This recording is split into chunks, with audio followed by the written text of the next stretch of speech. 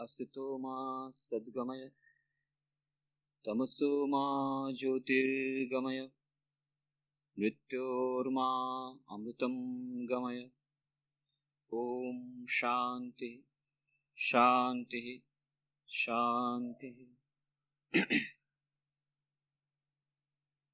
એકાગ્રતા અને ધ્યાન એ વિશેની ચર્ચા કરતા આપણે કહ્યું હતું એકાગ્રતાને વધારવા માટે ધ્યાન એ અત્યંત ઉપયોગી નીવડે છે અને ધ્યાનને સારું કરવા માટે મનની એકાગ્રતાની આવશ્યકતા હોય છે અને આવી રીતે બંને એકબીજાના પરિપૂરક છે।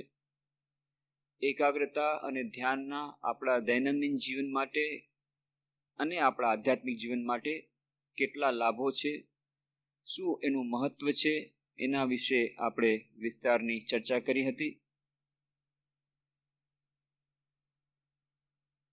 મનના નિયંત્રણ માટે ધ્યાનની કેટલી આવશ્યકતા છે એના વિશેની વિસ્તારની ચર્ચા આપણે કરી હતી।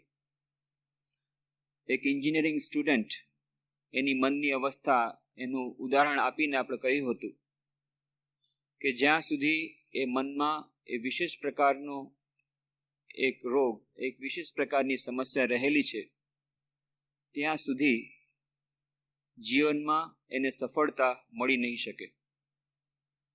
અને આપણે આધ્યાત્મિક જીવન ચાહતા હોઈએ કે નહીં, પણ આપણા દૈનંદિન જીવનમાં પણ જો સફળતા હાંસલ કરવા માંગતા હોઈશું તો મન પરનું નિયંત્રણ એ એક અનિવાર્ય અંગ બની જાય છે। આજકાલની સમાજની મોટા ભાગની સમસ્યાઓ, જીવનની મોટા ભાગની સમસ્યાઓ એનું કારણ મન પર આપણું નિયંત્રણ નથી। એક વિશેષ પ્રકારનો રોગ જે ચારે તરફ પ્રસરી ગયો છે, કોલેરા, ટાઇફોઇડ, મલેરિયા, આ બધાને પાછળ મૂકીને, અને એ છે ડિપ્રેશનનો રોગ। કોઈને પણ પૂછો તો કે શું થાય છે? ડિપ્રેસ થઈ ગયા છે, દરેક જગ્યાએ મળશે। દિલ્હીમાં ગયો હતો, વિશેષ કરીને યુવા વર્ગમાં આ ડિપ્રેશનનો રોગ સારી રીતે લાગુ પડી ગયો છે। દિલ્હીમાં પણ યુવાનોને મળ્યો, એમાં ત્યાં પણ એ જ પ્રોબ્લેમ ડિપ્રેશન, મુંબઈમાં પણ એ જ પ્રોબ્લેમ ડિપ્રેશન, બધા યુવાનોનો એક જ પ્રોબ્લેમ, મોટા લોકોનો પણ એ જ પ્રોબ્લેમ છે, પણ વિશેષ રૂપે યુવા વર્ગમાં હાજર થયો છે ડિપ્રેશન। પરીક્ષામાં ફળ જેવું ઈચ્છતું હતા એવું ન મળ્યું, ફેલ થયા અથવા સારા નંબર ન મળ્યા, ડિપ્રેસ્ડ। જેવું જોઈએ છે એટલા પ્રમાણમાં પોકેટ એક્સપેન્સીસ નથી મળતા, ડિપ્રેસ્ડ। મને તો આશ્ચર્ય થયું વાંચીને ઇન્ડિયા ટુડેના લેટેસ્ટ ઇસ્યુમાં કે એક વિદ્યાર્થીએ પોતાની મમ્મીનું ખૂન એટલા માટે કરાવ્યું કે એને પોકેટ એક્સપેન્સીસ પૂરતા નહોતા આપતા। કેટલા પોકેટ એક્સપેન્સીસ એને જોતા હતા? 3,500 રૂપિયા મહિને, અને એને 1,000 રૂપિયા મહિને એક્સપેન્સીસ દેવામાં આવતા હતા। એનાથી એને સંતોષ નહોતો, દિલ્હીના વિદ્યાર્થીની વાત છે, અને એટલા માટે કોઈનું ખૂન કરાવે છે। પછી પાછળથી ખબર પડી કે એ 3,500 રૂપિયા શું કરવા જોઈતા હતા? એ 3,500 રૂપિયા કલેક્ટ કરી 35,000 રૂપિયા કોઈને દેવડાવી અને કોઈનું ખૂન કરાવ્યું હતું। અને સીઆઈડી ડિપાર્ટમેન્ટે પહેલેથી એ લોકોને મા બાપને ચેતવણી આપી હતી 1,000 રૂપિયાથી તમે એને વધુ પોકેટ એક્સપેન્સીસ નહીં આપતા, પણ છતાં એ લોકોએ ના છૂટકે 3,500 રૂપિયા દર મહિને પોકેટ એક્સપેન્સીસ આપ્યા। માનનીમાં આવે એવી વાત નથી। અમારા સમયમાં 5 રૂપિયા પોકેટ એક્સપેન્સીસ દેવો કે નહીં એના માટે મા બાપ ખૂબ ગડમથલ કરતા, અને પછી કહેતા ઠીક છે 5 રૂપિયામાં શું કરવું છે, ભેળપુરી ખાવી છે, હું અહીંયા ઘરમાં બનાવી દઈશ મહિનામાં એકવાર, પણ રૂપિયા પોકેટ એક્સપેન્સીસની વાત નહીં, તારે જે જોઈએ એમ આપીએ। પણ હવે પોકેટ એક્સપેન્સ 5 રૂપિયા, 10 રૂપિયા, 1,000 રૂપિયાથી નથી થતું, 3,500 રૂપિયા મહિને પોકેટ એક્સપેન્સીસ જોઈએ છે। તેના મા બાપ કઈ પ્રકારની કમાણી કરતા હશે, કેટલું 2 નંબરનું કરતા હશે એ પણ ખબર નથી, પણ તેમ છતાં આ પોકેટ એક્સપેન્સીસ પૂરતા નથી મળતા, એટલા માટે મન ડિપ્રેસ્ડ। આ તો મેં એક્સ્ટ્રીમ એક્ઝામ્પલ આપ્યું, પણ ઘણા લોકોને, ઘણા યુવાનોને પ્રોબ્લેમ છે, મા બાપ સાથે બનતું નથી, મા બાપની સાથે જીવાજોડી થાય છે તો મન ડિપ્રેસ થાય છે, પરીક્ષામાં ફળ બરાબર મળ્યું નથી, મન ડિપ્રેસ થાય છે.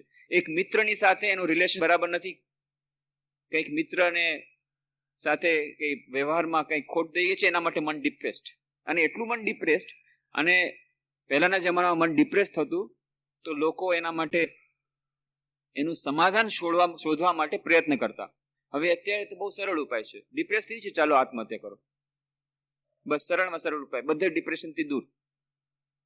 એ સમજતા નથી કે આત્મહત્યા એ એનું ડિપ્રેશનને દૂર કરવાનો માર્ગ નથી, એ દુઃખની નિવૃત્તિનો માર્ગ નથી, દુઃખને વધારવાનો માર્ગ છે. કોઈ પણ રીતે એને સમજાવી શકાતું નથી કે ના બસ અમારે તો આનંદ કરવો હતો ને, એટલા માટે અમે જીવીએ છીએ. અમે જીવીએ છીએ એના માટે, આનંદ કરવા માટે. આનંદ નથી મળતો તો બસ મરી જશે. બસ સાધારણ ઉપાય, સરળમાં સરળ ઉપાય. કેટલી જાતના પોઈઝન મળે છે, કેટલી જાતની, જેમ મેં વાત કરી કે પુસ્તક જ એક બહાર પડ્યું છે. પુસ્તકનું નામ છે ધી ફાઇનલ એક્સટિંક્ટ, ડેરેફ હમ્ફ્રીઝ એ લેખકનું નામ, અને ફાઇનલ એક્સટિંક્ટ એ પુસ્તક અત્યારે એક્સટિંક્ટ થઈ રહ્યું છે. પુસ્તક વિચાર વિભાગમાં મળતું નથી, એટલી બધી એની કોપી વેચાઈ ગઈ. લખ્યું છે શું, કેવી રીતે આત્મહત્યા કરવી, એના વિભિન્ન નુસ્ખા બતાવવામાં આવ્યા છે. How to commit suicide, final extinct. બસ બધાને હવે આત્મહત્યા કરવી છે, માનસિક શાંતિ મળતી નથી, મન ડિપ્રેસ છે. આ ડિપ્રેશનનો પ્રોબ્લેમ દરેક જગ્યાએ છે. ડિપ્રેશનનો પ્રોબ્લેમ એટલા માટે થાય છે, આપણા મનને આપણે સમજી શકતા નથી, મન અત્યંત નિર્બળ થઈ ગયું છે. અને એટલા જ માટે શરીર જ્યારે ખૂબ જ દુર્બળ હોય તો કેટલા લોકો તો રહે છે, આપણે બધા રહી રહ્યા છીએ, પણ જ્યારે કોઈ પણ જાતનો વાયરસ આવે છે, સૌથી પહેલા અટેક ક્યાં કરે છે? જેનું શરીર નિર્બળ હોય એમાં અટેક કરે છે. એ તો કોલેરા, મલેરિયા બધાને થાય છે, બધું. પણ કેટલાક લોકોને થાય છે, કેટલાક નથી થતું. કેમ? જે લોકોના શરીર દુર્બળ થઈ ગયા હોય છે, એ લોકોની ઇમ્યુનિટી જતી રહી છે, એ લોકો જલ્દીથી એનાથી પ્રભાવિત થઈ જાય છે. એવી જ રીતે બહારના ડિપ્રેશનની, બહારની સમસ્યાઓની અને મનની સમસ્યાઓથી આપણે ખૂબ જલ્દી નિરાશ થઈ જાય છે, કારણ કે આપણું મન અત્યારે દુર્બળ છે, નિર્બળ છે.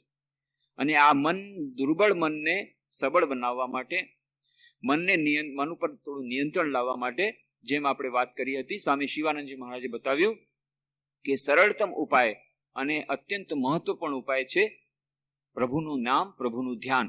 એ મન પર વિજય પ્રાપ્ત કરવાનો સૌથી સરળમાં સરળ ઉપાય. ખરાબ વિચારો પર વિજય મેળવવાનો સારામાં સારો અને સરળમાં સરળ ઉપાય છે પ્રભુનું નામ અને પ્રભુનું ધ્યાન.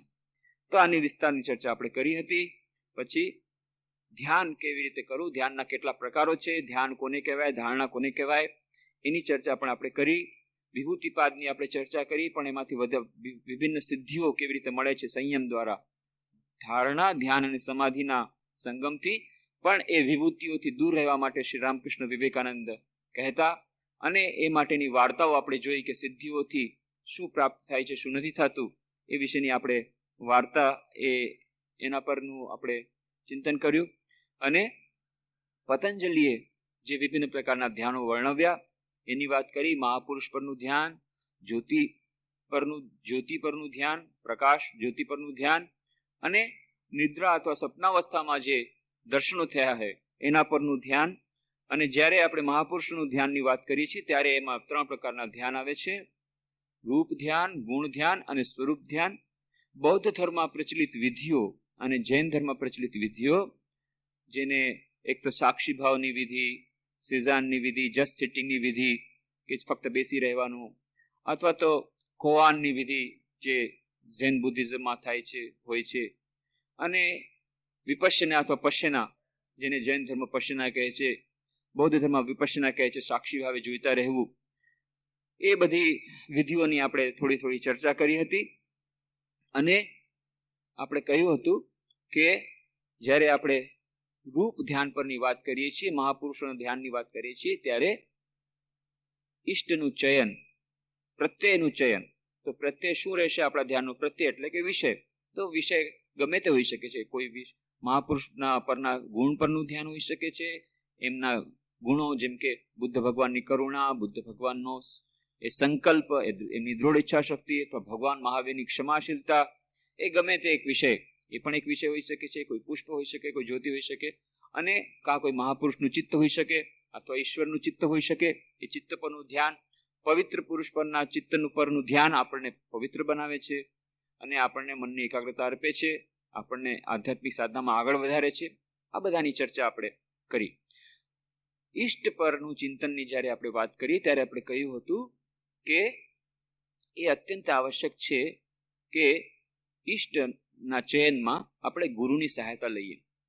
અને જ્યારે આપણે ધ્યાનમાં આગળ વધવા માંગતા હોઈએ ત્યારે પોતાના ગુરુએ જે બતાવેલ વિધિ એ પ્રમાણે આપણે ચાલવાનો પ્રયત્ન કરવાનો.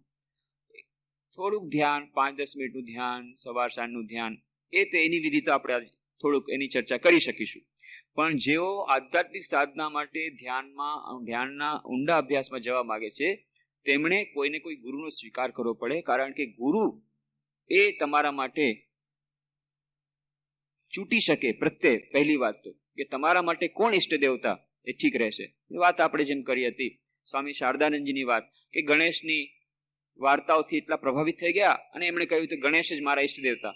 પણ રામકૃષ્ણ દેવ સુધારીને કહ્યું નહીં, તારા ઈષ્ટ દેવતા શિવ છે. અને એથી એમની આધ્યાત્મિક ઘણી પ્રગતિ થઈ. કેમ? શ્રી રામકૃષ્ણ દેવે પોતાની આધ્યાત્મિક સૂક્ષ્મ દૃષ્ટિથી જોયું કે સ્વામી શારદાનંદજી એટલે કે શરત મહારાજનો જન્મ એ શિવ અંશમાંથી થયો છે. તો એ ગુરુ, સદગુરુ એ જ ઓળખી શકે. કારણ કે જે વસ્તુ પર આપણે ધ્યાન કરવા માંગતા હોઈએ એ વસ્તુ પરનું ધ્યાન વધુ પ્રગાઢ ક્યારે બનશે કે જે પ્રત્યય પરનું ધ્યાન આપણે કરી રહ્યા છીએ એ પ્રત્યેના થોડા ગુણો, એ પ્રત્યેની થોડીક વિભૂતિ આપણા પોતાના જીવન ચરિત્રમાં, પોતાના મનના સંસ્કારોમાં હોય ત્યારે આ બંને સિંક્રોનાઇઝ થાય ત્યારે આ ધ્યાન કરવામાં વધુ સરળતા પડે છે. તો કોઈ રામકૃષ્ણ દેવ કહે છે કોઈ વિષ્ણુના અંશથી જન્મ્યા છે, કોઈ શિવના અંશથી જન્મ્યા છે. તો જેના અંશમાંથી જન્મ્યા છે એ પ્રમાણે ધ્યાન કરવાથી એ આગળ વધી શકે છે. તો એ સદગુરુ એનું ચયન કરી દે છે, જેમ રામકૃષ્ણ દેવે સ્વામી શારદાનંદજીનું ચયન કરી દીધું. અને કોઈ પ્રશ્ન પૂછે, અચ્છા કદાચ અમારે જે વસ્તુ પર, ઈચ્છિત વસ્તુ પર અમે ધ્યાન કરીએ તો અમને જે મનગમતી વસ્તુ, અમે કોઈ મહાપુરુષ પરનું ધ્યાન નહીં કરીએ, જ્યોતિ પર અમે ધ્યાન નથી કરવું, આ સ્વપ્નાવસ્થામાં જે દૈવી દર્શન અથવા જે થયો છે એના પર ધ્યાન નથી, અમને મનગમતી જે કોઈ વ્યક્તિ હોય અથવા મનગમતી ઈચ્છિત વસ્તુ એના પર ધ્યાન કરીએ તો શું થશે?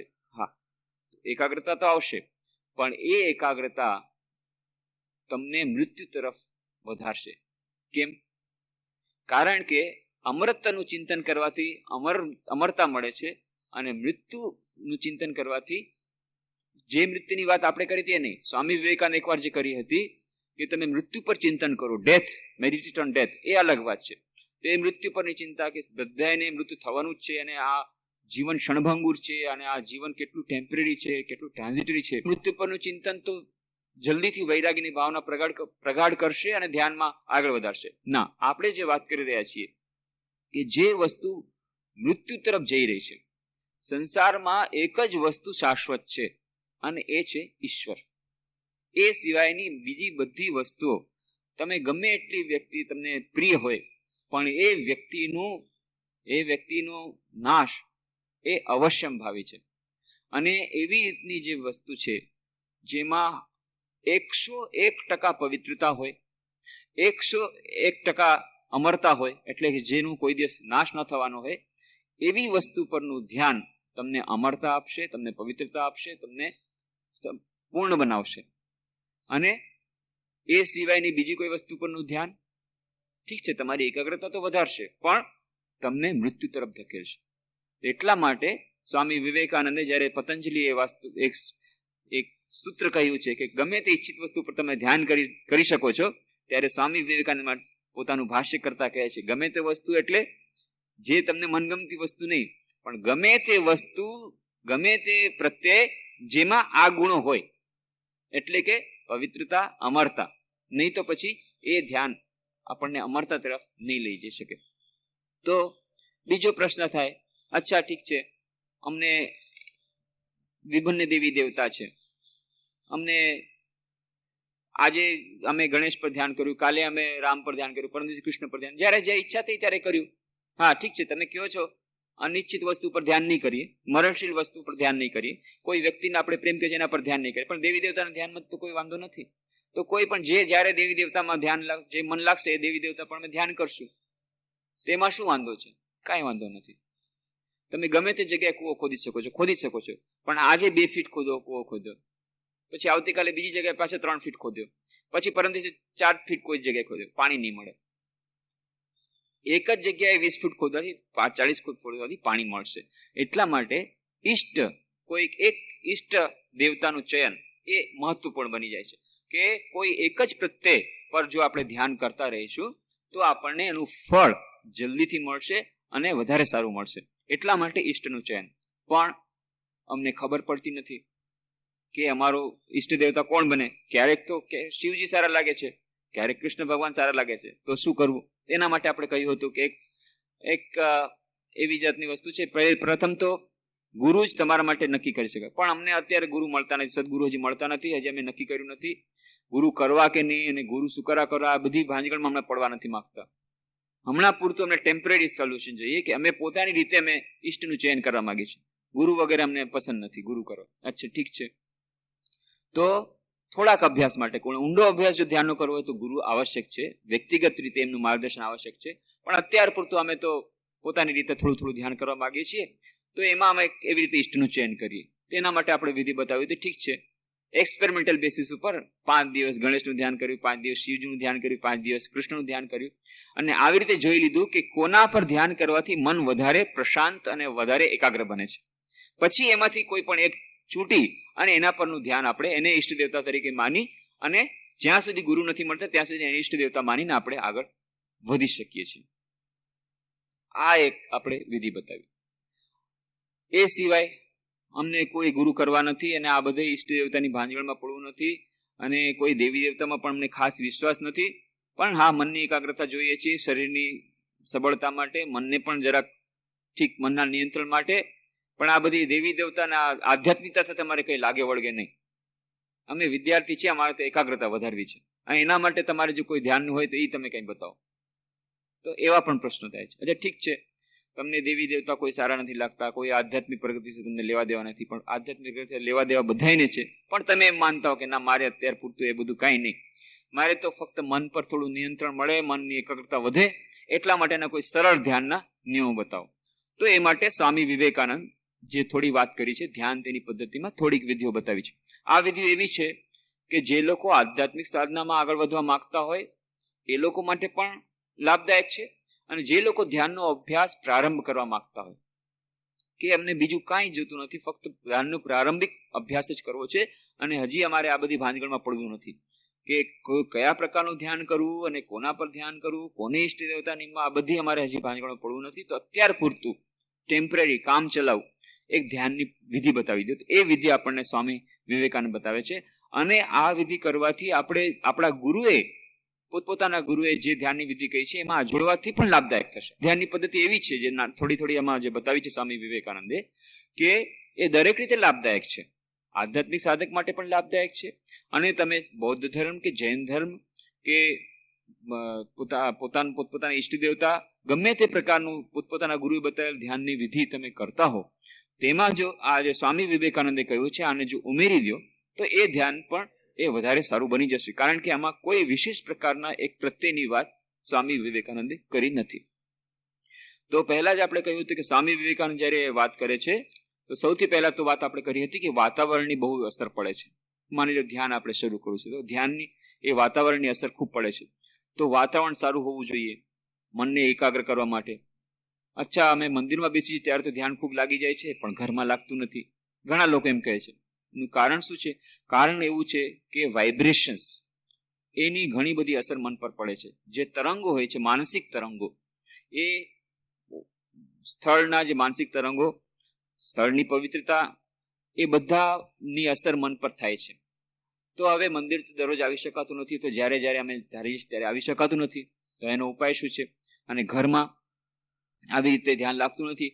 મન રામકૃષ્ણદેવ કહે છે ધ્યાન કરો મનમાં, ખૂણામાં ને વનમાં. તો વનમાં તો જઈ શકાતું, મનમાં તો ધ્યાન થતું નથી. મનમાં કરવું તો સૌથી સરસ છે, પણ મનમાં તો થતું નથી. એટલા માટે જ તો બાહ્ય એ આપણને મદદની જરૂર હોય છે. તો ખૂણામાં કરો. તો એ ખૂણો કમસે કમ પવિત્ર રાખો. આખું ઘર જો તમે પવિત્ર ન કરી શકતા હો, ઘરનું વાતાવરણ સારું ન કરી શકાતું હોય, તો ઘરમાં જ એક નાનકડા મંદિરની પરિકલ્પના સ્વામી વિવેકાનંદ આપે છે. તો કહે છે જેમની શક્તિ અને સ્થિતિ હોય તેઓ કેવળ આ સાધના માટેનો જ એક અલગ ઓરડો રાખે તે વધુ સારું છે. એ ઓરડામાં સૂવું નહીં, તેને પવિત્ર રાખવો. ઓરડો માલ્યું ન મળે, અમારે તો 2 જ ઓરડા છે, એ 2 જ ઓરડામાં અમારે આખા પરિવારને રહેવાનું છે, તો કેવી રીતે એક ઓરડો જે ભગવાન આપી દે તો પછી અમે ક્યાં રહીએ, અને ક્યાં અમારે સુવાનું થાય બધાનું, અને ક્યાં બધું જમવાનું થાય, અને ક્યાં પછી બધું ઓરડા થાય, કેવી રીતે થાય? તો એનો પણ એક સોલ્યુશન છે. ઓરડો નહીં, ઓરડાને એક ખૂણો આપી દો, ખૂણામાં એક wooden partition, temporary wooden partition two begin with આપી દો, અથવા પાતળી એક દિવાલ આપી દો, ગમે તે રીતે જેમ રામ કહે છે કે ખૂણો કમસે કમ આપી દો. તો આ એક નાનકડો ઓરડો, ઓરડામાંની ઓરડી કરી નાખો, એક મોટો ઓરડો છે એમાંથી એક નાનકડો ભાગ ભગવાનને આપી દો. તો કહે છે એ ઓરડામાં સૂવું નહીં, તેને પવિત્ર રાખવો. નાહી ધોઈને શરીરને મન શુદ્ધ ન થયા હોય ત્યાં સુધી એ ઓરડામાં પેસવું નહીં. એ ઓરડામાં હંમેશા પુષ્પો રાખવા. યોગીને માટે એવું વાતાવરણ ઉત્તમ છે. તથા મનમાં સાત્વિક ભાવ જગાવે એવા ચિત્રો રાખવા. સવાર સાંજ ધૂપ કરવો. એ ઓરડામાં કજિયો, કંકાસ, ક્રોધ કે અપવિત્ર વિચારો ન કરવા. કેમ ઘરમાં મન નથી લાગતું? આખો દિવસ કજિયો કંકાસ થતો હોય, એકબીજા સામે બોલાચાલી થતી હોય, કેટલી બધી પ્રકારના વાતચીત થતી હોય, આ તરફ ટીવી ચાલતું હોય, ને હવે તો પહેલા તો 3 કલાક ચાલતું, હવે 24 કલાક ચાલે છે. ડીશ, એન્ટેના કેટલું બધું આવી ગયું છે. આ તરફ એ ટીવી ચાલી રહ્યું હોય, આ તરફ રેડિયોમાં ગીત ચાલતા હોય, ફિલ્મી ગીતો ચાલતા હોય, આ તરફ ત્યાં ભાઈ બહેન વચ્ચે ઝઘડો ચાલતો હોય, અને એમાં કહે છે અમારે ધ્યાન કરવું. તો કેવી રીતે ધ્યાન થાય? તો એટલા માટે જો પૂરું ઘર નહીં, પૂરો ઘરમાં તો કજિયો કંકાસ આ બધું ચાલતું જ રહેશે, તો ઠીક છે, કમસે કમ થોડાક સમય માટે એવી એક જગ્યામાં જવું. મંદિરમાં નથી જઈ શકતા તો ઘરમાં જ એક નાનકડું મંદિર કરવું. એ ઓરડામાં કજિયો, કંકાસ, ક્રોધ કે અપવિત્ર વિચારો ન કરવા. જેઓ તમારા જેવા સમાન વિચારવાળા હોય માત્ર તેમને જ અંદર પેસવા દો. એ રીતે ધીરે ધીરે એ ઓરડામાં પવિત્રતાનું વાતાવરણ ઊભું થશે. તેથી જ્યારે તમે શોકગ્રસ્ત હો, દુઃખી હો, સંશયમાં હો, અથવા તમારું મન વ્યગ્ર હોય ત્યારે તે ઓરડામાં પ્રવેશ કરવાની સાથે જ મન શાંત થઈ જશે.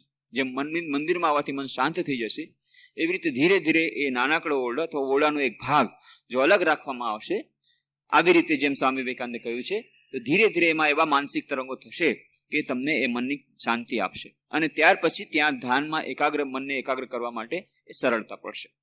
મંદિર, દેવળ બાંધવા પાછળની ભાવના આ જ હતી, અને કેટલાક મંદિરો અને દેવળોમાં તે તમે હજી અનુભવશો, પણ તેમાંના મોટા ભાગનામાંથી તો એ ભાવના ચાલી ગઈ છે. ભાવના એ છે કે પવિત્ર ભાવ તરંગોને જાળવવાથી સ્થાન આધ્યાત્મિક ભાવનાથી ઉજ્જવળ બની રહે છે. જેઓ એ સાધના માટે અલગ ઓરડો ન રાખી શકે તેઓ જ્યાં અનુકૂળ પડે ત્યાં સાધના કરે. એ તો બસ, બીજો તો સવાલ નથી. જ્યાં ન થઈ શકે તો શું થાય? પછી ધ્યાન માટેનો સમય સ્વામી વિવેકાનંદ કહે છે. આની પણ આપણે વિસ્તારની ચર્ચા કરી છે કે બ્રાહ્મ મુહૂર્તમાં ઉઠવું, બ્રાહ્મ મુહૂર્તનો અભ્યાસ કેટલો બધો ઉપયોગી નીવડે છે. તો સ્વામી વિવેકાનંદ પણ એ જ વાત કહે છે, રોજ તમારે ઓછામાં ઓછા 2 વાર તો ધ્યાનનો અભ્યાસ કરવો જ જોઈએ. અને સારામાં સારો સમય સવારનો અને સાંજનો છે. જ્યારે રાત્ર વીતીને પ્રભાત થાય એટલે કે બ્રાહ્મ મુહૂર્ત, અને દિવસ આથમીને સંધ્યા થાય ત્યારે પ્રમાણમાં શાંત વાતાવરણ હોય છે. વહેલું પ્રભાત અને સમી સાંજ એ 2 સમય શાંતિથી ભરેલા હોય છે. એ સમયે તમારા શરીરમાં પણ શાંત રહેવાનું એક વલણ આવશે. યોગીઓ જાણે છે એ ક્યારેક ક્યારેક એ આખી જે સ્નાયુઓ, આખી જે કુંડલીની શક્તિ એ વિશેષ રૂપે પ્રવાહિત થાય છે. તો એ ક્યારે એ સહસ્ત્રારમાં વહેતી થાય છે એ બધું એ લોકો જાણે છે. વિશેષ કરીને બ્રાહ્મ મુહૂર્ત અને સાંજના આ શરીરમાં પણ એવી જાતની રચના, એવી જાતની એ બદલી થાય છે શરીરના જે સ્નાયુઓમાં, કે જેથી આ માનસિક રીતે આપણને શાંતિ મળે છે, ને ત્યારે એ મનને એકાગ્ર કરવું વધારે સરળ હોય છે. એ સમયે તમારા શરીરમાં પણ શાંત રહેવાનું એક વલણ આવશે. એ કુદરતી સ્થિતિનો લાભ ઉઠાવવો જોઈએ. અને વિશેષ કરીને આજે જ્યારે આપણા દૈનંદિન જીવનમાં બહુ જ મુશ્કેલ છે, અલગ ઓરડો રાખવો મુશ્કેલ છે, અને આવી રીતને કજિયો, કંકાસ, કોલાહલ, બહાર ગાડીઓનો કોલાહલ, હોર્ન વાગે છે, અહીંયા ટીવી ચાલે છે, ત્યાં રેડિયો ચાલે, આ બધું ચાલે છે, એવે વખતે ધ્યાન કરવું ખરેખર ઘણું કઠિન થઈ જાય છે. તો એના માટેનો સર્વશ્રેષ્ઠ ઉપાય છે યા નિશા સર્વભૂતાનામ તસ્યામ જાગૃતિ સંયમી યસ્યામ જાગૃતિ ભૂતાની સા નિશા પશ્યતો મુને. કે જ્યારે જે બાકી બધા લોકો માટે રાત હોય એ યોગીઓ માટે દિવસ હોય છે, અને યોગીઓ માટે જે દિવસ હોય એ બાકી બધા માટે રાત હોય છે. તો બધા લોકો રાતના 11, 12, 1 વાગે સૂતા હોય છે. વિભિન્ન સમાજમાં મોટા ભાગના લોકો. તો ત્યારે સુઈ જવું. આપણી રાત થઈ ગઈ, રાતના 9 વાગ્યાથી રાત શરૂ થઈ ગઈ. એ લોકોની રાત શરૂ થશે 1 વાગ્યા પછી, અને એ લોકોનું સવાર પડશે સવારના 8 વાગે 7 વાગે, અને આપણું સવાર પડશે સવારના 4 વાગે. તો 4 થી 8 સુધીમાં એટલી શાંતિ હોય છે સમસ્ત વાતાવરણમાં. ભાગ્યથી સૌભાગ્યથી બધાને એવી જાતનો એક એ રાક્ષસ યોનિમાં જે લોકો હતા રાક્ષસને કહી દીધેલું છે કે તમે લોકો રાતના જ તમારે ખૂબ તમારું મન સારું રહેશે. રાક્ષસોને આ એક પ્રકારનું વરદાન છે. એ લોકોની શક્તિ એમ કહેવાય છે કે બમણી થઈ જાય છે રાતના. તો એવી જ રીતે અને મોટા ભાગના આપણા સમાજમાં ત્યારે રાક્ષસો રહે છે, તો રાક્ષસી પ્રવૃત્તિઓ વાળા હોય છે. તો રાક્ષસી પ્રવૃત્તિ વાળા હોય છે એટલે મધરાતે એ લોકોનું એકદમ માનસિક શક્તિ વધી જાય, અને મધરાત્રે જ એ લોકોના એન્ટરટેનમેન્ટ બધા કાર્યક્રમ બધા ચાલતા હોય. એટલા માટે 12 વાગ્યા પહેલા કોઈ સુતા જે લોકો, તો આપણે એનો લાભ ઉઠાવવો જોઈએ. આ ભગવાનની આપણા પર બહુ કૃપા છે કે એ લોકો રાતના 12 વાગ્યા સુધી કામ કરતા હોય એટલે સવારના વહેલા ઉઠી શકતા નથી. આ બહુ જ સરસ છે. એટલા માટે નહીં તો જો એ લોકો પણ સવારના વહેલા ઉઠવાનું શરૂ કરી દે તો સવારના પણ એ જ કોલાહલ, એ જ ટીવી, એ જ બધું ચાલે. તો ભાગ્યથી ત્યારે સવારના કોઈ પણ જાતનું કોલાહલ થતો નથી, કારણ કે એ લોકો સુતા હોય છે એટલે એ લોકોનું ટીવી પણ બંધ હોય. તો ત્યારે સવારના પોરનો લાભ ઉઠાવી લઈએ, અને બ્રાહ્મ મુહૂર્તમાં ઉઠીને એ લોકો ઉઠે એની પહેલા આપણી બધી ધ્યાનનો અભ્યાસ, ભણવાનું જે વિદ્યાર્થીને ભણવાનું હોય તો એ સારા વિચારો, સદગ્રંથોનું વાંચન, જે કંઈ આપણને પવિત્ર અને એ એકાગ્રતાપૂર્વક કરવાની ઈચ્છા છે એ બધું કામ આપણે બ્રાહ્મ મુહૂર્તમાં કરી શકીએ. તો કહે છે આ કુદરતી સ્થિતિનો લાભ ઉઠાવવો જોઈએ, સ્વામી વિવેકાનંદ કહે છે. અને તે વખતે સાધનામાં બેસવું જોઈએ.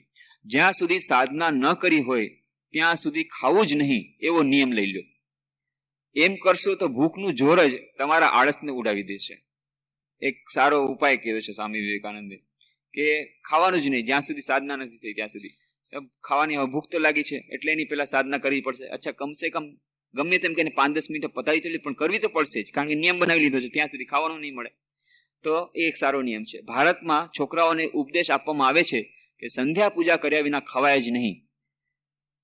જો કે આ સ્વામી વિવેકાનંદ કહે છે આ વાત 100 વર્ષ પહેલાની છે. આજકાલ બધાએ કોઈ સંધ્યા પૂજાને માનતું પણ નથી, અને એવો કોઈ નિયમ પણ બહુ ઓછા લોકો કરે છે કે ભાઈ સંધ્યા પૂજા નહીં થાય ત્યાં સુધી ખવાય જ નહીં. મા બાપ પણ ખાઈ લે છે, છોકરાની વાત હવે ક્યાં આપણે કહીએ. તો એ વખતે 100 વર્ષ પહેલાની ભારતની વાત કહે છે. ભારતમાં છોકરાઓને ઉપદેશ આપવામાં આવે છે કે સંધ્યા પૂજા કર્યા વિના ખવાય જ નહીં, અને થોડા સમય પછી એ તમને સહજ થઈ જાય છે. અને છોકરો જ્યાં સુધી સ્નાન અને સંધ્યા પૂજા કરીને પરવારે નહીં ત્યાં સુધી એને ભૂખ જ ન લાગે. પછી અચ્છા માની લ્યો હવે આવી રીતે શાંત વાતાવરણમાં બેઠા. સૌથી પહેલી વાત સ્વામી વિવેકાનંદ કહે છે કોઈ પણ તમે ધ્યાનની પદ્ધતિ તમે અપનાવી હોય, ગમે તે બૌદ્ધ ધર્મ પ્રમાણે, જૈન ધર્મ પ્રમાણે, નિરાકાર ધ્યાન, સાકાર ધ્યાન, જે તમારા ગુરુદેવ બતાવી, બધી ધ્યાનની પદ્ધતિ પહેલા એક નાનકડી પ્રાર્થના જો કરવામાં આવે એ અત્યંત ઉપયોગી નીવડે છે મનને એકાગ્ર કરવા માટે અને આધ્યાત્મિક સાધના માટે. અને પ્રાર્થના સ્વામી વિવેકાનંદ શીખવાડે છે. હવે તમે મનમાં બોલી જાઓ, મનમાં આંખ બંધ કરીને મનમાં બોલી જાઓ, બધા માનવી સુખી થાઓ, બધા માનવીને શાંતિ મળો, બધા માનવીઓનું કલ્યાણ થાઓ.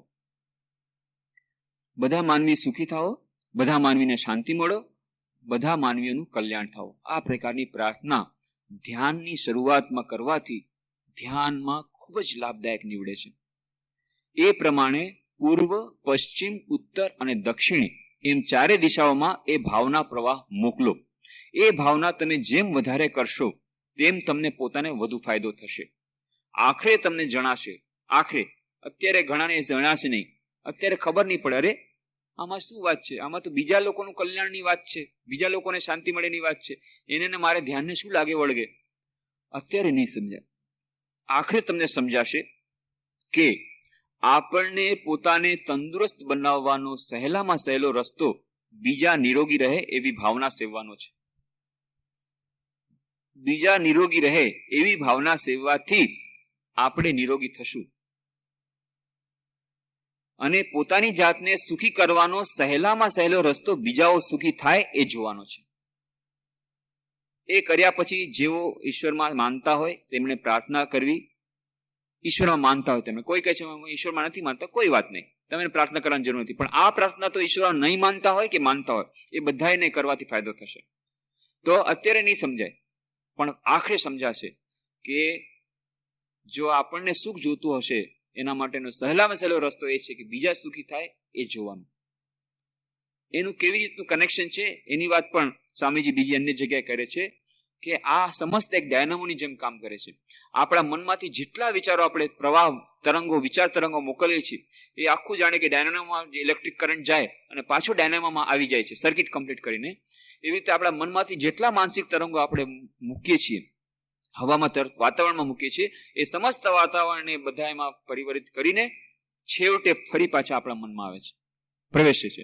આપણે ઘૃણાના કોઈ પણ તરંગો જો મોકલ્યા હશે, દ્વેષના કે ઈર્ષ્યાના કોઈ પણ તરંગો આપણે મનમાં વિચાર્યા હશે તો નિશ્ચિત રૂપે કોઈને ને કોઈ દિવસે એનું ફળ આપણને ભોગવવું પડશે. એ વિચારો ફરી પાછી સર્કિટ કમ્પ્લીટ કરી વિશ્વમાંથી ફરી આપણા તરફ આવવાના છે. એવી જ રીતે આપણે જો બીજાના કલ્યાણની ભાવના સેવી હશે, બીજા લોકો સુખી થાય એની ભાવના સેવી હશે તો ગમે તે રીતે આપણે ચાહીએ કે ન ચાહીએ આપણને સુખી બનાવશે જ બનાવશે, આપણને માનસિક શાંતિ આપશે જ આપશે. એ બધા તરંગો વાયુમંડળમાંથી પરિવર્તિત થઈને છેવટે આ પણ એક નિયમ છે. જેમ લો ઓફ ગ્રેવિટેશન એક નિયમ છે, ગુરુત્વાકર્ષણનો નિયમ એ નિયમ છે. લો ઓફ કર્મા એક માનસિક સિદ્ધાંત એ પણ એક નિયમ છે કે તમે જેવું વાવશો તેવું લણશો. એવી જ રીતે આ માનસિક સિદ્ધાંત છે. તમે મનમાંથી જેવા વિચારો પ્રગટ કરશો એવા જ વિચારો છેવટે તમારા અંદરમાં પ્રવેશ કરશે. આપણે જો પોઝિટિવ થિંકિંગ કરશું, હકારાત્મક વલણવાળા વિચારો કરશું તો આપણું માનસિક વલણ પણ હકારાત્મક થશે. આપણે જો નકારાત્મક વિચારો કરશું, દિવસ અને રાત આપણે ગ્રજિંગ કર્યા કરશું, હા પેલો વ્યક્તિ મારી સાથે, પેલી વ્યક્તિ મારી સાથે સારી રીતે વાત નથી કરતી, આ વ્યક્તિ મારી સાથે આમ ઝઘડો કરે છે, હા પેલી વ્યક્તિ આવી છે, આના તરફ મારે આને જોઈ લઈશું, આ આટલી અહંકારી છે, આ તો આમ છે, આને આવી રીતે બતાવી દેવું પડશે. આવી જાતના વિચારો મનમાં આપણે સેવીએ છીએ. ભલે આપણે એને કોઈ આપણે હાનિ નથી પહોંચાડી, આપણે મનમાં જ વિચાર કર્યો છે, મનમાં જ આપણે ઘૃણાના ઈર્ષ્યાના વિચારો કર્યા છે, પણ તેમ છતાં આપણે શારીરિક રૂપે ભૌતિક રૂપે એને વ્યક્ત કર્યા હોય કે ન કર્યા હોય એ વિચારો ફરી પાછા વળીને આપણી તરફ આવશે અને આપણને દુઃખી બનાવશે જ બનાવશે. આપણને ક્યાંય ને ક્યાંયથી જો આપણે મનમાં કોઈને ગાળ આપી હશે તો કોઈ ને કોઈ આપણને મનમાં ગાળ આપશે. આ એક નિયમ છે. તેવી રીતે અને જ્યારે કોઈને આપણને ગાળ આપશે તો આપણે મનમાં અશાંતિ થશે જ થશે. તો આ એક નિયમ છે. તો સ્વામી વિવેકાનંદે અન્ય જગ્યાએ એનું વિસ્તારથી વિવેચન કર્યું છે, પણ અત્યારે એમણે સિદ્ધાંત રૂપે આ રજૂ કર્યું છે અને આ એકદમ સાચી વાત છે. જે વ્યક્તિઓ સ્વામી વિવેકાનંદ કહે છે unselfishness is most paying in this world, most paying, કે સૌથી વધારે લાભદાયક ધંધો છે નિસ્વાર્થ બનવાનો. તમે જેટલા પ્રમાણમાં નિસ્વાર્થ બનશો, આ તો ઊંધી વાત છે ભાઈ, નિસ્વાર્થ બનવાનો ધંધો તો બિલકુલ સૌથી વધારે નુકસાનકારક છે એમ આપણે માનીએ છીએ. સ્વામી વિવેકાનંદ કહે છે સૌથી વધારે લાભદાયક ધંધો એ છે નિસ્વાર્થ બનવાનો. આપણે એમ ધારીએ છીએ કે જેટલા આપણે સ્વાર્થી થઈશું, આપણે પોતાના માટે ધન એકત્રિત કરશું, પોતાના સુખ માટે પ્રયત્ન કરશું, એટલા આપણે સુખી થશું. ધન જેટલું આપણે પોતાના માટે એકત્રિત કરશું, હા ધન આપણી પાસે સંચય થઈ શકશે. જેટલું આપણે એ અલગ નિયમ પ્રમાણે ચાલે છે, સમાજના નિયમો અલગ ચાલે છે, પણ મનના નિયમો અલગ છે. હા તમને સંપત્તિ મળશે, તમને મોટર ગાડી મળશે, બધું મળશે, માનસિક શાંતિ નહીં મળે, કોઈ દિવસે નહીં મળે. જો કદાચ કોઈ કંપનીના મેનેજરે, કોઈ કંપનીના માલિકે બહુ મોટો નફો કર્યો હશે અને પોતાના વર્કર્સને, પોતાના કારીગરોને એ નફાનો કોઈ અંશ નહીં આપ્યો હોય અને પોતે જ એ નફો આખો લઈ લીધો હશે અને એ લોકો ગરીબીમાં સબળતા હશે, અથવા તો કોઈ કંપનીએ બીજા લોકોને છેતરીને અથવા તો કોઈ વેપારી એવી રીતે છેતરીને ધંધો કર્યો હશે અને ખૂબ એની પાસે ધન સંપત્તિ હશે, પણ બીજા લોકો એનાથી ગરીબ બન્યા હશે અને એ લોકો દુઃખ ભોગવતા હશે, તો કોઈ પણ રીતે એ શક્ય નથી આ નિયમ પ્રમાણે, આ માનસિક નિયમ પ્રમાણે કે એને શાંતિ મળે. મનની શાંતિ એને મળી નહીં શકે, કારણ કે એ બધાની મનની જે લોકો ગરીબ થઈ ગયા એમને લીધે, જે લોકો દુઃખી થઈ ગયા એમને લીધે, એ લોકોના મનના જે અભિશાપ, એ અભિશાપ જ આના મનમાં એવી જાતના વિચારો ઉત્પન્ન કરશે જેથી એના મનમાં શાંતિ કદાપી નહીં મળી શકે. અને એટલા જ માટે સ્વામી વિવેકાનંદ કહે છે કે the happiest person in the world is the most unselfish person in the world, and the most unselfish person in the world is the most happy person in the world. જે સંસારમાં સૌથી વધારે નિસ્વાર્થ વ્યક્તિ છે એ સંસારમાં સૌથી વધારે સુખી વ્યક્તિ છે. ભલે ને નિસ્વાર્થ થવાને કારણે એને બીજા માટે ત્યાગ કરી દીધો, એટલા માટે એની પાસે કદાચ પહેરવાને પૂરતા કપડાં નહીં હોય, કદાચ એને ખાવાના માટે પણ પૂરતું નહીં હોય, પણ એના મનમાં જે શાંતિ હશે, મનમાં જે આનંદ હશે, મસ્તી જે એને હશે, એ મસ્તીનો 1 કરોડમો અંશ પણ બીજા કોઈ નહીં હોય. બલકે ડિપ્રેશનની જે આપણે વાત કરી, ડિપ્રેશનનું એક મુખ્યમાં મુખ્ય મોટો આજે ડિપ્રેશનના રોગની વાત કરીએ એના મોટું કારણ છે આપણે સેલ્ફ સેન્ટર્ડ બની ગયા છે. મને જ સારામાં સારું રિઝલ્ટ મળે પરીક્ષામાં, હું જ સૌથી વધારે આગળ વધું, મને જ સારામાં સારું ખાવાનું મળે, મને જ સારામાં સારો ડ્રેસ મળે, મને જ સારામાં સારી બધી વસ્તુ મળે, મને જ મારી સાથે જ બધા સારી રીતે વસ્તુ વાત કરે, બધું હું અને મારું જ નામ પેપરમાં આવે, મારી જ પ્રશંસા બધા કરે, બાકી બધા કોઈની ન કરે. આ જે હું અને મારું એ સ્વાર્થ પરાયણતા, એને કારણે ડિપ્રેશન આવે છે. જ્યારે નિસ્વાર્થ થવાનો થોડોક પણ આપણે પ્રયત્ન કરીએ છીએ, બીજાને માટે જીવવા માટે થોડો પ્રયત્ન કરીએ છીએ, સ્વામી વિવેકાનંદ કહે છે એક નાનકડો પણ પ્રયત્ન બીજાના માટે જીવવાનો અને બીજાના માટે સારા વિચારો સેવાનો, નિસ્વાર્થ ભાવે બીજાની સેવા કરવાનો થોડોક પણ વિચાર જો આપણે કરીએ, પોઝિટિવ થિંકિંગ કરીએ, અત્યંત મનની શાંતિ મળે છે, અત્યંત મનમાં આનંદ મળે છે. તો સ્વામી વિવેકાનંદ કહે છે સવાર અને સાંજ, કમસે કમ આ સવાર અને સાંજ 2 વખતે આપણે કોઈનું કલ્યાણ ન કરી શકીએ, કોઈને દાન ન આપી શકીએ, કોઈને પૈસા ન આપી શકીએ, કોઈને મદદ ન કરી શકીએ, કોઈને નોકરી ન દેવડાવી શકીએ, કોઈને કોઈ પણ રીતે મદદ ન કરી શકીએ, એક રીતે આપણે બધા મદદ કરી શકીએ એમ છીએ. અને કોઈ પણ વ્યક્તિ એમ નહીં કહી શકે કે ના મારી સાથે આ શક્ય નથી. બધાને માટે આ શક્ય છે. એ છે સ્વામી વિવેકાનંદે આ જેવું બતાવ્યું કે બધા માનવી સુખી થાઓ, બધા માનવીને શાંતિ મળો, બધા માનવીઓનું કલ્યાણ થાઓ. આવા વિચાર તરંગો જો આપણે વહેતા કરીશું, સ્વામી વિવેકાનંદ ત્યાં સુધી કહ્યું પોતાના શિષ્ય શરદ ચક્રવર્તીને, કદાચ એવું બની શકે કે જો કદાચ તમે અહીંયા બેઠા કોઈ એક વ્યક્તિના માટે તમે પ્રાર્થના કરો, હે પ્રભુ એનું કલ્યાણ કરો, તો બની શકે છે કે ન્યુયોર્કમાં બેસીને એ વ્યક્તિને મનમાં શાંતિ મળે, એ વ્યક્તિનું કલ્યાણ થાય. આ પ્રાર્થનાની એવી શક્તિ છે, મનના વિચારોની એવી શક્તિ છે, હકારાત્મક વિચારોની આવી મહાન શક્તિ છે. અહીંયા બેઠા ફક્ત પ્રાર્થના દ્વારા, ફક્ત સારા ચિંતન દ્વારા તમે કોઈકનું કલ્યાણ કરી શકો છો, જે કલ્યાણ તમે પૈસા દ્વારા નથી કરી શકતા. અને કોઈ પણ વ્યક્તિ પાસે વિચારોની કોઈ અછત હોતી નથી. ફક્ત સવાર અને સાંજ પોતાના ધ્યાનનો અભ્યાસ પ્રારંભ કર્યા પહેલા સ્વામી વિવેકાનંદ કહે છે આટલું કરવાથી ખૂબ શાંતિ મળશે, ખૂબ સુખી આપણે થઈ શકશું. અને કહે છે કે પોતાને તંદુરસ્ત બનાવવાનો સહેલામાં સહેલો રસ્તો છે બીજા નિરોગી રહે એવી ભાવના સેવાનો છે. અને પોતાની જાતને સુખી કરવાનો સહેલામાં સહેલો રસ્તો બીજાઓ સુખી થાય એ જોવાનો છે. આખરે સમજાશે, અત્યારે ભલે નહીં સમજાય, આપણને બિલકુલ વાત સમજાતી નથી કે ભાઈ આપણે સમાજમાં તો એમ જ જોઈએ છે કે જે લોકો સ્વાર્થી હોય છે એ લોકોને જ વધારે પૈસા મળે છે, જે લોકો સ્વાર્થી હોય છે એ લોકો વધુ કમાય છે, જે લોકો સ્વાર્થી હોય એ લોકોને નામ યશ વધારે મળે છે. આ તમે શું ઊંધો નિયમ કહો છો? પણ વિશ્લેષણ કરીને જોજો, જે લોકોને બાહ્ય આવી વસ્તુઓ મળે છે, મનની શાંતિ એ લોકોને નહીં હોય. બીજા કોઈના દુઃખના ભોગે જો પોતે સુખી થવાનો પ્રયત્ન જેણે કર્યો છે એને મનની શાંતિ, મનનું સુખ, સાચું સુખ નહીં હોય. બહારથી દેખાતા હશે કે હા કરોડપતિ માણસ છે, કેટલા સુખી માણસ છે, એમને પૂછશો કેમ છો? આ શેઠજી ખૂબ મજામાં. પણ કાનમાં જઈને પૂછશો કોઈ સમસ્યા છે કે નહીં, તો એવડી મોટી લિસ્ટ આપશે, કોમ્પ્યુટર પણ એને ફીડિંગ નહીં કરી શકે, એટલી સમસ્યાઓ એને હશે. તો આ સહેલામાં સહેલો રસ્તો પ્રાર્થના કરવાનો. અને જે લોકો ઈશ્વરમાં નથી માનતા એ લોકો પણ આ પ્રાર્થના કરી શકે છે. અને જે લોકો ઈશ્વરમાં માનતા હોય તેમણે પ્રાર્થના કરવી નહીં કે પૈસા માટે કે આરોગ્ય માટે કે સ્વર્ગ માટે, પણ જ્ઞાન અને પ્રકાશ માટે પ્રાર્થના કરવી. આ હંમેશા રામકૃષ્ણ વિવેકાનંદ કહે છે કે લૌકિક વસ્તુઓ માટે પ્રાર્થના કરવી એ નિકૃષ્ટ પ્રકારની પ્રાર્થના છે. ખરાબ નથી, ઠીક છે, ન મામા કરતા કાળા મામો સારો, ઠીક છે, સાવ આંધળા છે એના કરતા એક વાંક વાળો છે, પણ સૌથી સારામાં સારી વસ્તુ છે આપણે નિસ્વાર્થ ભાવે પ્રાર્થના કરી ભગવાનને. હા, પ્રકાશ માટે પ્રાર્થના કરવી, જ્ઞાન માટે પ્રાર્થના કરવી, ભક્તિ માટે પ્રાર્થના કરવી, એ પ્રાર્થના સ્વાર્થ પ્રાર્થનામાં નથી આવતી. પોતાની ભક્તિ માટે, પોતાના જ્ઞાન માટે પ્રાર્થના કરવી એ કોઈ સ્વાર્થી પ્રાર્થના નથી. પણ કોઈ લૌકિક સિદ્ધિ માટે, લૌકિક કોઈ વસ્તુ માટે પ્રાર્થના કરવી એ બરાબર નથી. કારણ કે ઈશ્વર પાસે જઈને માગવું તો સ્વામી વિવેકાનંદ કહે છે, રામકૃષ્ણ કહે છે, કેવું છે કે રાજા પાસે જઈને શાકભાજી માંગવા જેવું છે. તે સિવાયની બીજી બધી પ્રાર્થના એ સ્વાર્થવાળી છે. અને પહેલો પાઠ કહે છે થોડો સમય માત્ર બેસી રહો અને મનને દોડવા દો. તમે ફક્ત બેઠા જોયા કરો. કહેવત છે કે જ્ઞાન એ શક્તિ છે અને એ વાત સાવ સાચી છે. જ્યાં સુધી તમે જાણો નહીં કે મન શું કરે છે ત્યાં સુધી તમે તેને કાબુમાં ન લઈ શકો. તેની લગામ છૂટી મૂકી દો થોડાક સમય માટે.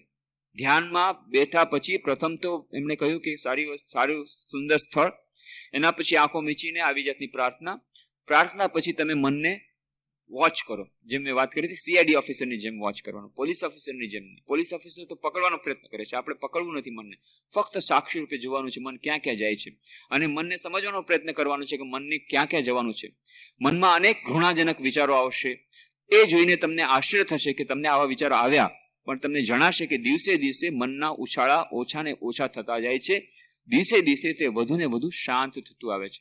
તો આવી જાતના ઘૃણાના વિચારો આવે, ખરાબ વિચારો આવે, ત્યારે ડરવાની વાત નથી, ચિંતાની વાત નથી. જેમ મેં કહ્યું કે આ બધા આપણા અવચેતન મનમાંથી, આપણા સબકોન્શિયસ માઇન્ડમાંથી આવે છે. જ્યારે આપણે ધ્યાન કરીએ છીએ ત્યારે આપણા સબકોન્શિયસ માઇન્ડને આપણે જાગૃત કરવાનો પ્રયત્ન કરી રહ્યા છીએ.